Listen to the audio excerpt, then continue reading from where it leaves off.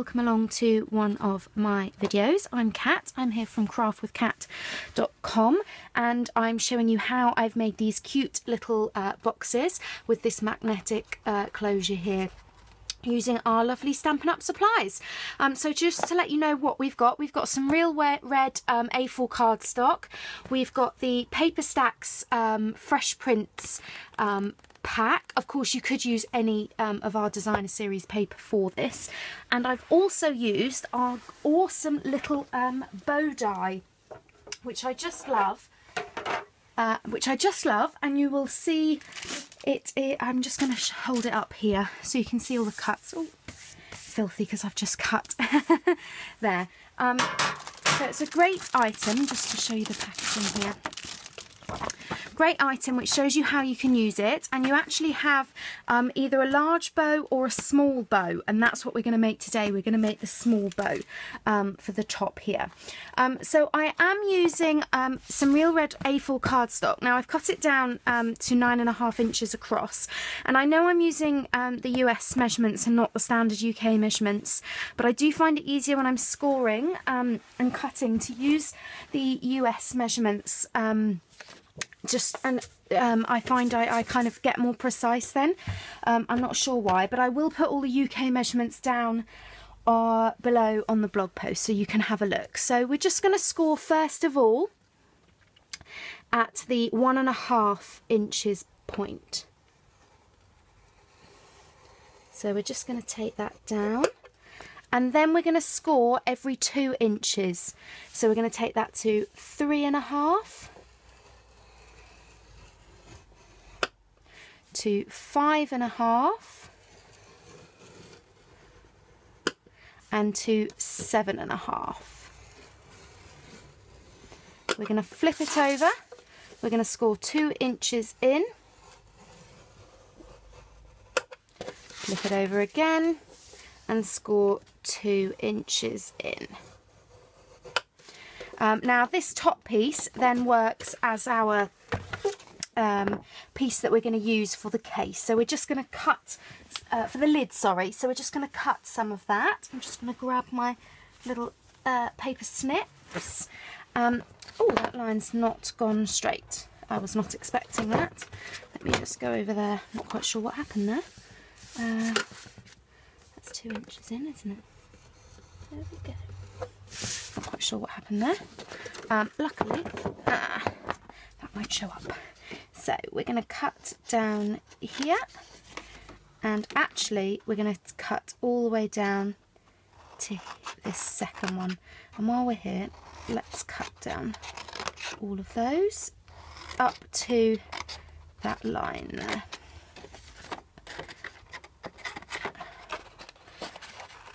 Obviously, being with the cardstock, it's that much thicker. Of course, this would work very well using our designer series paper, because being thinner, it might give you a little bit more give, but then this of course then proves to be a little bit stronger. So I think there's pros and cons to using either, but I do think that it would all work. So what we're going to do now is we're going to fold it.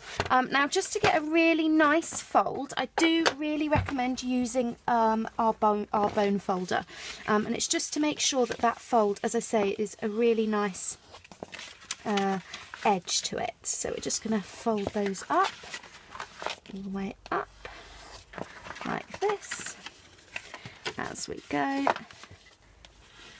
and then fold in on the sides and do exactly the same on this side here. And I haven't started again with this project, even though there was a wrong, my scoring tool obviously went a bit haywire, went rogue there, because I kind of wanted to show you that things aren't always perfect, and I'm the kind of crafter that's okay with that. Not everybody is, and I completely get that, but for me it's totally okay, and you're not even going to see that. So there we go. So what I'm going to do with this middle piece, so this is this middle piece here, is I'm actually, just to make things a bit easier, going to cut the corners off. You can kind of do what you want here with that, but I'm just going to cut these corners off just to give a nicer, neater edge here. And don't worry if it's not perfect, because this is going to be covered as well. So then we've got our snail adhesive, and basically what's going to happen is this first one's going to come up and be covered like that, and then this second one's going to come up and cover over the top like this, and that basically creates our box, which is really lovely. But what I am going to do before I actually tape it down is I'm going to guesstimate where I'm going to want part of my magnet. Now I've got these very cute little baby magnets here, and really this is a bit of a guesstimation. So I know that where my bow is going to be right in the middle there, so I know that that means I'm going to want this to be roughly, oh, it just moved, let's try that again. Let's try going this way. Do you know what would make most sense? To actually measure. So, oh, I thought I was just going to grab my tape measure there, my ruler, sorry.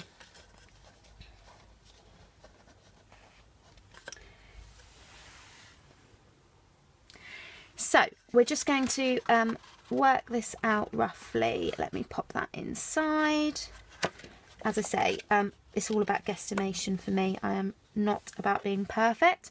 And I've got some washi tape here. This is one of the gold washi tapes from in our spring summer catalogue, which you will find in the catalogue section of my website. So I'm just going to put that there. Now obviously we may need to move this, that's totally okay, but I'm just going to pop that there for now. Now I'm okay with this kind of being left like that. It is going to be on the inside of the box, so you're not going to see it.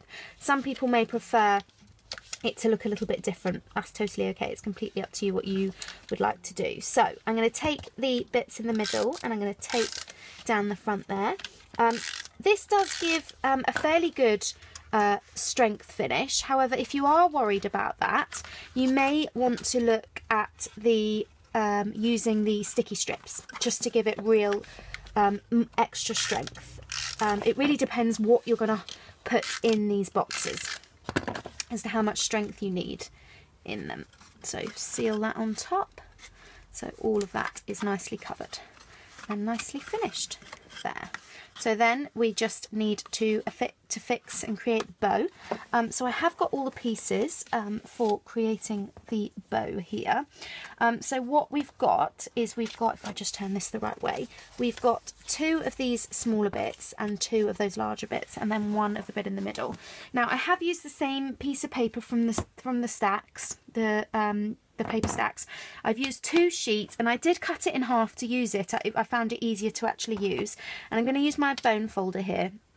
So I'm just going to fold it like this just to gain a really nice finish there, and then I'm going to just tape this top one here together in the middle there, and then I'm going to do exactly the same here, but I'm going to go over. Now because there's a pattern here, it is important to make sure that you have got them facing the same way.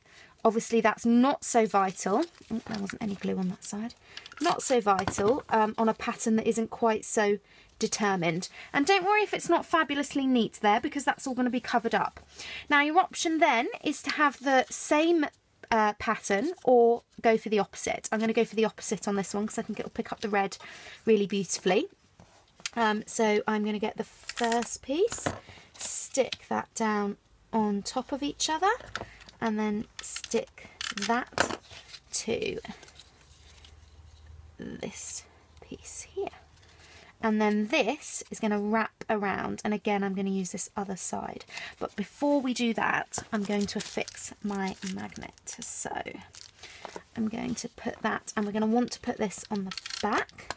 So on it pops in the middle there, and then let's put some of this down on top there, and we're going to put that nice and neatly on top and put some tape there, and round it goes. Dead simple, and it looks absolutely fabulous. I just adore this. I really, really do. And then we're going to stick this. Oh, got some tape away with me there. In the right position here, and we're just going to line it up so it's fairly central and stick it right on the edge there. Now hopefully that is in the right place to catch the clasp. It is not. I knew that. Oh, there we go. There we go. It is slightly, can you see how it's moved slightly to the left? So I need to move the magnet in slightly. So I'm just going to go in, the beauty of washi tape, move it up ever so slightly, and then that should then be in exactly. Right, something just to double check when you're doing these magnets, which I just did for myself, is that they are actually the right way, because obviously if you have two of them and you fix one on one way and one the other, and they are not the way that they like to go together, they're going to repel, which is what just happened and why that wouldn't close. So you have to make sure that they are the right way. So I just had to twist that second one round, and now it closes perfectly. Lovely.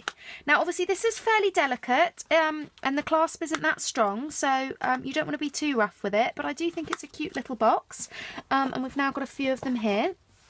And I hope you have enjoyed this video, and I hope you enjoy creating some fun little bow boxes. Thank you so much. Don't forget to check out craftwithcat.com for more fabulous Stampin' Up ideas.